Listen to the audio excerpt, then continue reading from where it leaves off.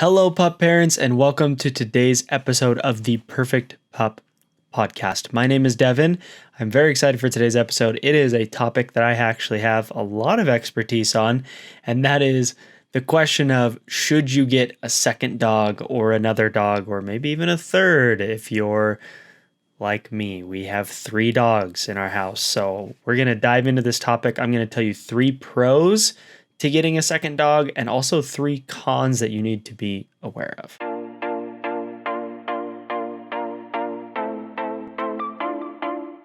So like I said, I have 3 dogs. We have 2 Labrador Retrievers who are about 3 years old, in that range, and then a 14-year-old Puggle. And let me tell you, so we first got our older Lab Sunny as a puppy, and then we brought Buddy in, who is the older Puggle, and they actually got along really well. They played with each other a lot. Buddy was a little bit younger. He was still moving around a little bit more, and it was really enjoyable. But at the same time, Sunny was a puppy. She was high energy. She was always bothering Buddy, nipping at him and biting him and bothering him and whatever, had tons of energy.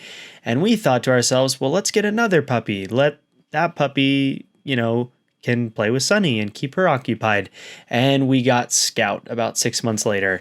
And so we had 2 Labrador Retriever puppies under the age of, I think, 9 months. And let me tell you, it was hectic and it was very, very, very challenging.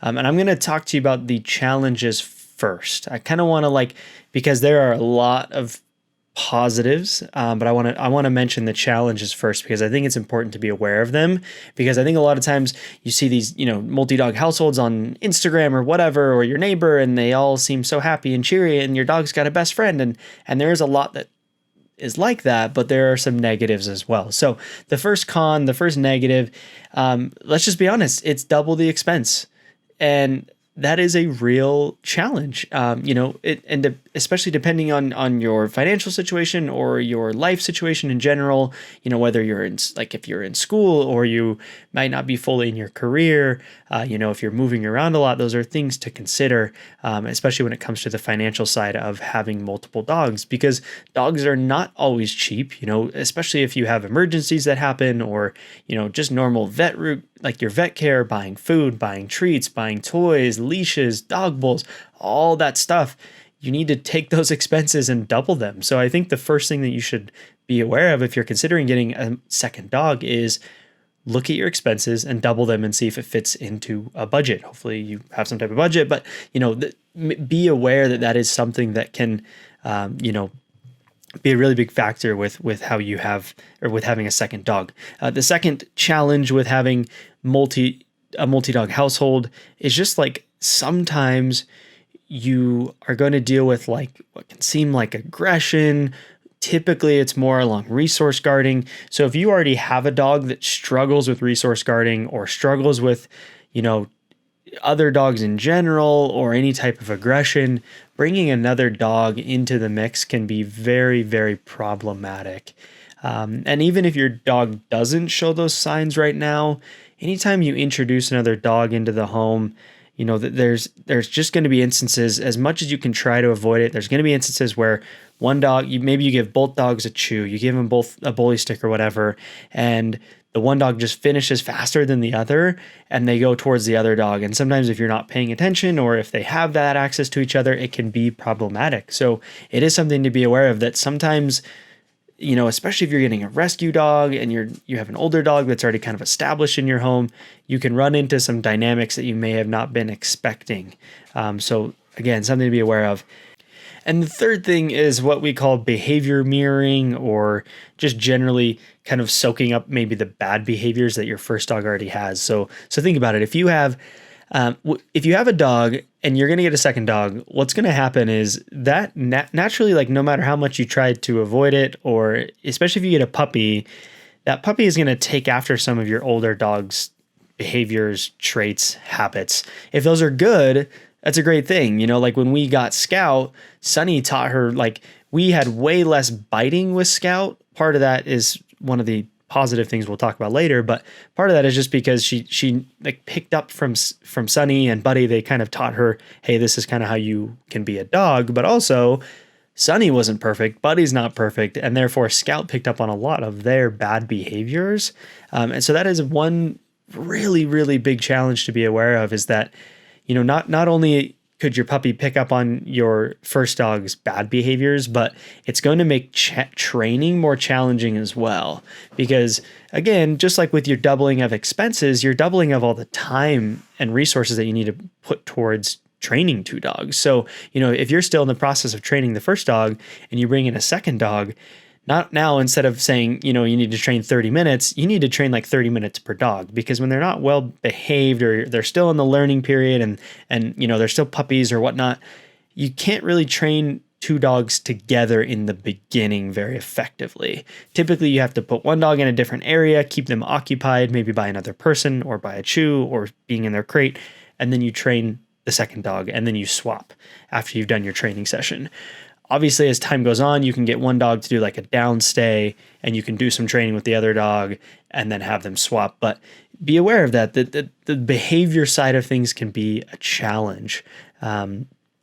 So those are, again, 3 challenges of being a multi-dog household. Number 1, all your expenses double. Let's just be honest, that can be tough. Number 2, you may run into issues with resource guarding, potentially some dog-to-dog aggression, just depending on your dog's temperament and how they were raised, that type of thing. And number 3 would just be behavior mirroring. Sometimes that's good, sometimes it's bad. Your new dog picking up on your older dog's bad habits and behaviors. It can be a challenge for sure. So let's talk about the positive things, the pros, because I wanted to make sure that you kind of heard the voice of reason, I guess you can say, because there are a lot of appealing factors and positive things for getting a second dog or another dog, having a multi-dog household. The first one, and this might be the biggest one, is just that they're going to play with each other. It is such a positive.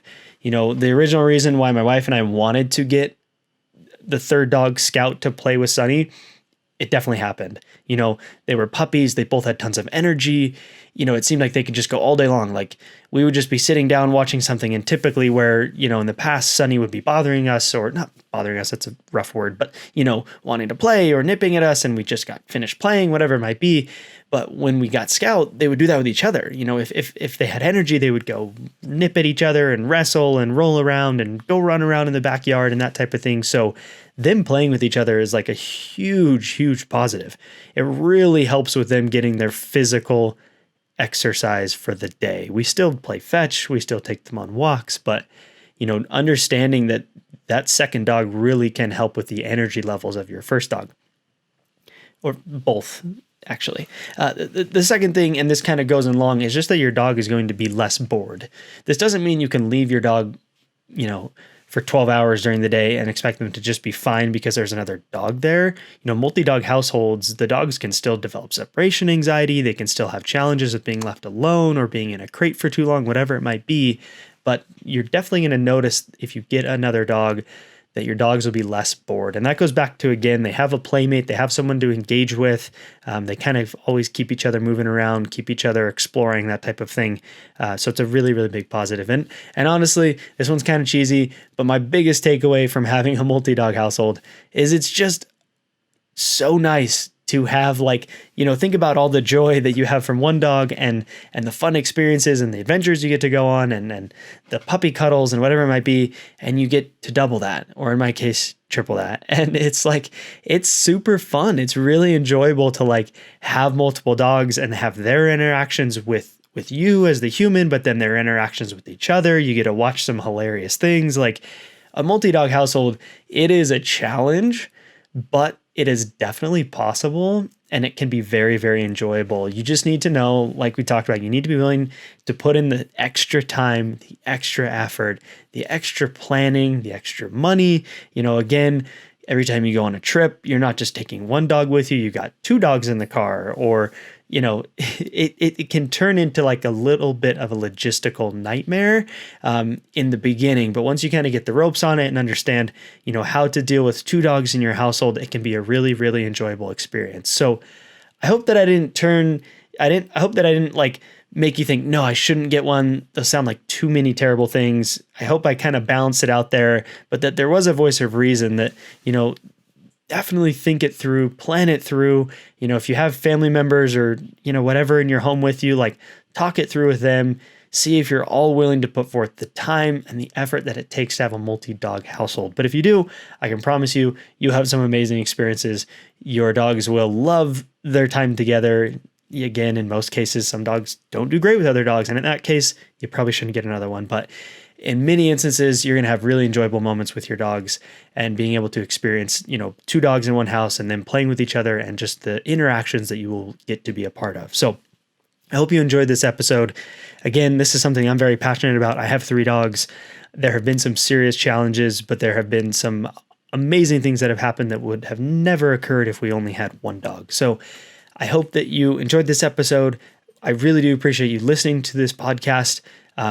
If you leave a review, we look at all of them. If you give us some feedback, you can DM us on Instagram. You can email us, hello@pupford.com, whatever it might be.